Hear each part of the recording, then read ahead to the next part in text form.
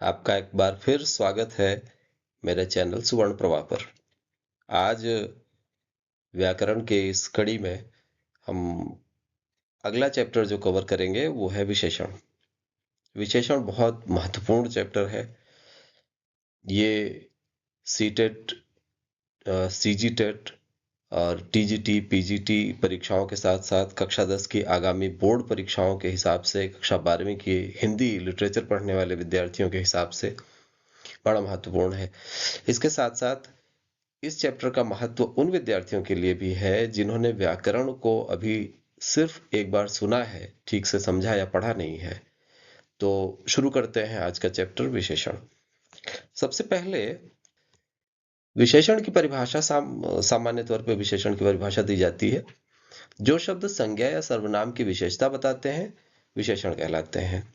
जैसे नीली गेंद, कुछ फल। इनमें नीली शब्द ये गेंद की विशेषता बता रहा है, इसलिए ये विशेषण है। कुछ फल, ये फलों की संख्या बता रहे हैं। हालांकि संख्या का अनुमान नहीं लगा सकते आप, लेकिन फिर भी फल के साथ ये शब्द जुड़ा हुआ है और इसीलिए ये विशेषण है। एक चीज और बहुत ध्यान से समझिए, विद्वानों ने इस विशेषण शब्द को, ये जो विशेषण है, इसको विद्वानों ने विकारी शब्द माना है। विशेषण की जब हम बात करते हैं तो विशेषण बिना संज्ञा और सर्वनाम की विशेषता बताए हुए विशेषण नहीं कहला सकता। यानी ये हर हालत में संज्ञा या सर्वनाम की विशेषता बताता ही है। हालांकि विशेषण ऐसे शब्द होते हैं जो किसी भी संज्ञा के अर्थ को विस्तृत करने के बजाय उसको सीमित कर देते हैं। जैसे मान लीजिए घोड़ा कहने से समस्त घोड़ा जाति का बोध होता है और यह जातिवाचक संज्ञा में आएगा।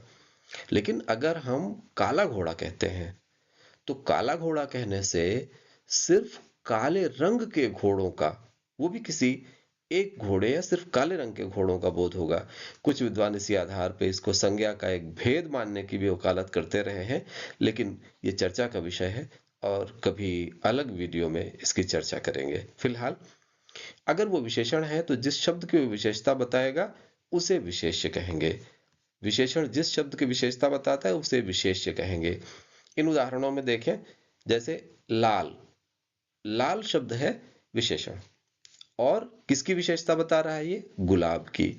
इस तरह से सुंदर घर, सुंदर घर में अगर आप देखें तो सुंदर जो है वो विशेषण है और किसकी विशेषता बता रहा है? घर की। इसी तरह से कुछ फल, कुछ विशेषण है और फल विशेष्य है। यह व्यंजन, यह यहां पर विशेषण का काम कर रहा है और व्यंजन जो है वो विशेष्य होगा। आगे बढ़ते हैं, विशेषण के भेदों पर आते हैं। विशेषण के 4 मानक भेद माने गए हैं। पहला है गुणवाचक विशेषण, दूसरा परिमाणवाचक विशेषण, तीसरा संख्यावाचक विशेषण और चौथा सार्वनामिक या संकेतवाचक विशेषण। गुणवाचक विशेषण किसे कहेंगे? आप इस चित्र को ध्यान से देखें। इस चित्र में आपको जो भी विशेषताएं दिख रही हो, मैं यहां विशेषताएं जो दिखेंगी वो विशेषण कहलाएंगी और जिन वस्तुओं की विशेषता आप देख पा रहे हैं वो विशेष्य कहलाएंगी। आप देखिए, इसमें एक किसान है, ये संज्ञा है, ये विशेष्य होगा। बैल है, विशेष्य है। सींग है, ये विशेष्य है। तो विशेषण क्या है? उनकी खासियतें, उनके गुण, उनके रंग, उनके आकार। आप देखें, गुण दोष आकार प्रकार रूप रंग अवस्था दशा आदि विभिन्न विशेषण गुणवाचक विशेषण कहलाते हैं। जैसे इस चित्र के आधार पर अगर हम देखना चाहें तो गुण मेहनती, आप देखें जिस किसान का चित्र आपके सामने प्रस्तुत हुआ है उसके लिए मेहनती कहना बिल्कुल सही शब्द है। दोष गंदा, कपड़े देखिए आप, इसके पैर देखिए। आकार प्रकार, आकार प्रकार भी एक प्रकार का गुणवाचक विशेषण है। जैसे देखिए, इसके आकार प्रकार के बारे में आपको क्या अनुमान लगता है? कैसा है ये? पतला है, लंबा है। रूप रंग, रूप रंग मतलब बैलों की तरफ देखिए, बैलों का पूरा रंग सफेद है लेकिन इनकी सींग का रंग काला है। इसी प्रकार रूप रंग भी गुणवाचक विशेषण में आएगा। दशा या अवस्था, गरीब, वृद्ध, दोनों ही इस चित्र में आप देख सकते हैं। स्वाद या गंध, मीठा या सुगंधित, और काल यानी समय, आधुनिक, वार्षिक, दैनिक, ये सारे जो शब्द हैं ये सब के सब आएंगे गुणवाचक विशेषण में। इसके अलावा स्थान, स्थिति, दिशा, स्पर्श, ये भी इसके अंतर्गत आ जाते हैं, लेकिन मुख्य रूप से यही इसके भेद हैं और इसी तरह के शब्द गुणवाचक विशेषण में आएंगे। बस एक चीज ध्यान रखिएगा, गुणवाचक विशेषण से केवल गुणों का ही बोध नहीं होता, बल्कि इसके साथ अवगुणों का भी बोध होता है। जैसे यहाँ गंदा शब्द आ गया था, इसी प्रकार दुर्गंधित भी आया होता अगर, तो भी वो गुणवाचक विशेषण ही कहलाता, उसके लिए कोई अलग से शब्द नहीं है। अगला देखें, अगली जो परिभाषा थी वो थी परिमाणवाचक विशेषण। विशेष्य के माप तोल के बारे में बताने वाले विशेषण परिमाणवाचक विशेषण कहलाते हैं। माप या तौल के बारे में हमेशा ध्यान रखिएगा, हर चीज मापी या तौली नहीं जाती है, बहुत सी चीजें गिनी भी जाती हैं। गाड़ी में 3 लीटर पेट्रोल भर दो, गाड़ी में 3 लीटर पेट्रोल भर दो। 3 शब्द जो है ये लीटर, 3 लीटर ये जो है ये बताता है पेट्रोल की मात्रा, 3 लीटर पेट्रोल की मात्रा को बताता है, इसलिए यहां 3 लीटर क्या कहलाएगा? परिमाणवाचक विशेषण। परिमाण माने होता है मात्रा।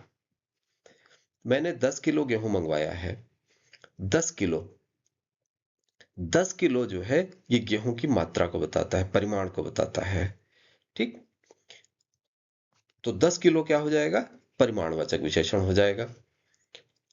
अगला परिमाणवाचक या संख्यावाचक विशेषण जो हम आगे बात करेंगे, इनको पढ़ते समय इनके 2 भेद हमारे सामने आते हैं।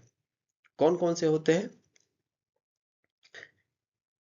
परिमाणवाचक में निश्चित परिमाणवाचक और अनिश्चित परिमाणवाचक। निश्चित परिमाणवाचक वे शब्द होते हैं जो किसी चीज की मात्रा को बिल्कुल निश्चित बताते हैं, जैसे 5 किलो चावल, 1 किलो घी, 2 मीटर कपड़ा। अनिश्चित परिमाणवाचक विशेषण कौन होंगे? जो इनके बारे में निश्चित मात्रा का बोध नहीं कराएंगे, सिर्फ अनुमान लगवाएंगे, जैसे कुछ चावल, थोड़ा घी, अधिक कपड़ा। ठीक, इसके बाद अगला जो भेद है हमारे सामने वो है संख्यावाचक विशेषण। संख्यावाचक विशेषण क्या होते हैं?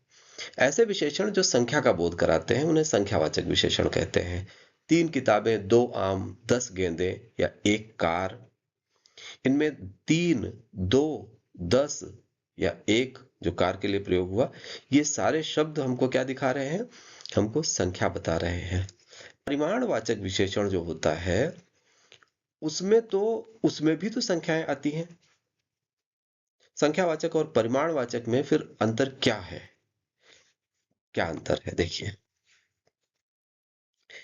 संख्यावाचक विशेषण में 3 ऐसी चीजों के लिए आया है जो गिनी जा सकती हैं, 2 ऐसी चीजों के लिए आया है जो गिने जा सकते हैं, 2 आम, 1 कार ऐसी चीजों के लिए, ऐसी चीज के लिए जो गिनी जा सकती हो।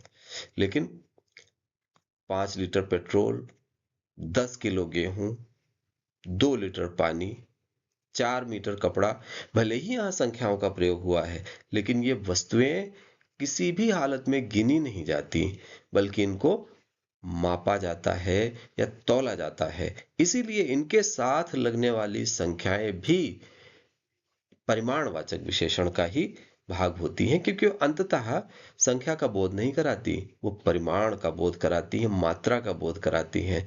3 लीटर पेट्रोल में कोई 3 पेट्रोल कह के उसकी गिनती नहीं कर सकता।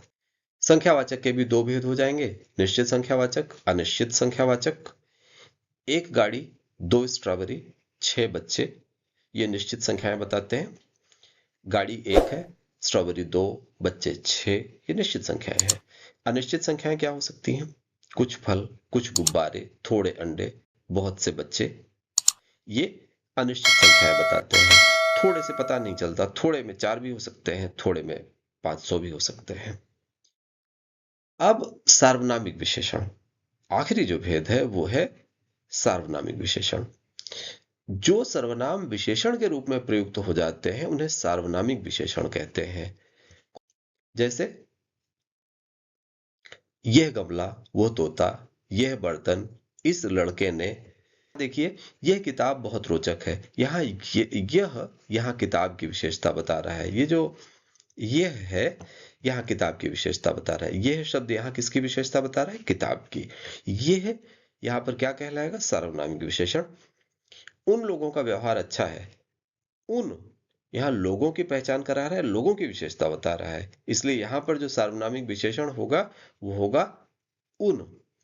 सर्वनाम और सार्वनामिक विशेषण में खास तौर पे क्या अंतर होता है?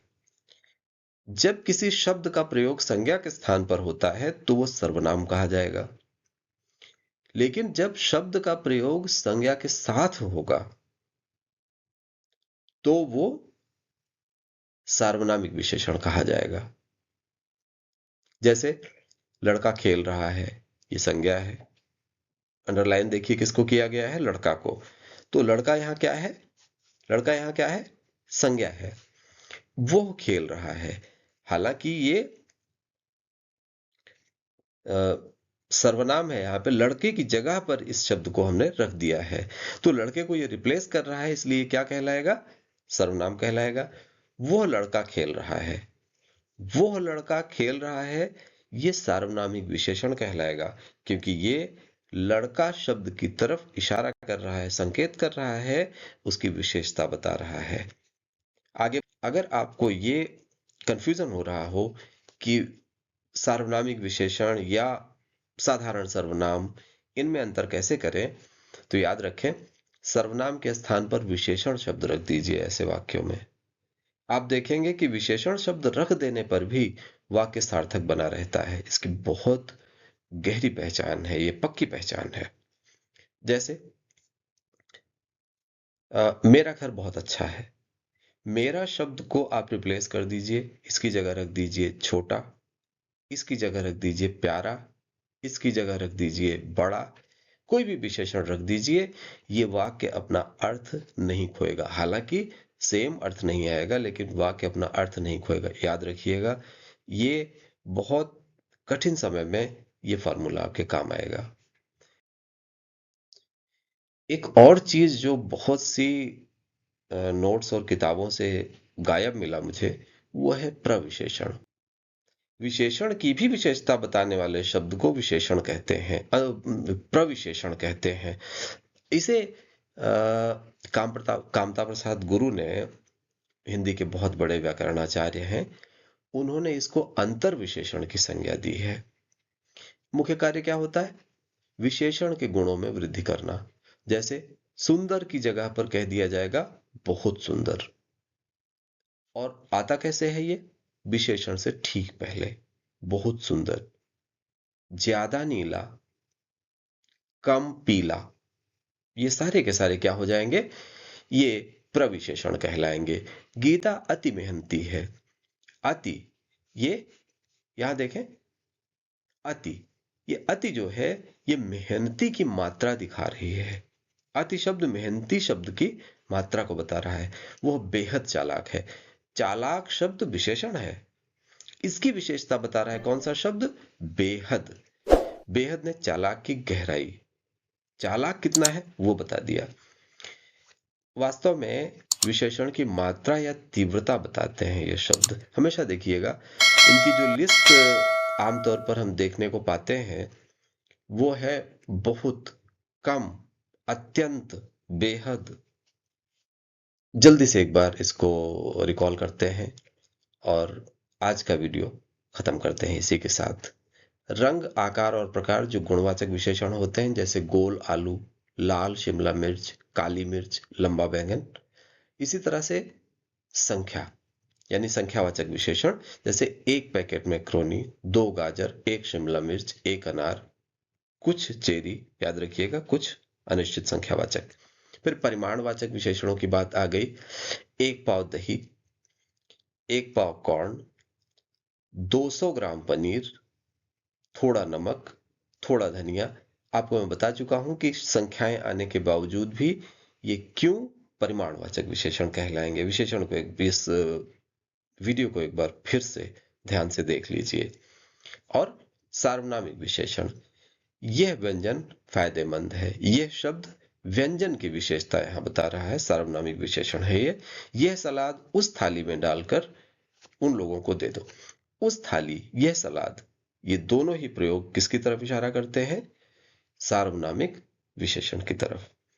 उम्मीद है आपने वीडियो को ध्यान से देखा होगा और आपने चीजों को समझने की कोशिश की होगी। आपका बहुत बहुत धन्यवाद। एक चीज इसमें बाकी रह गई है और वो है संकेतवाचक सर्वनाम और सार्वनामिक विशेषण में अंतर करना कभी कभी बहुत मुश्किल हो जाता है। उस पर मैं अलग से वीडियो बनाकर आपको बताऊंगा। तब तक के लिए आपका बहुत बहुत धन्यवाद। नमस्कार।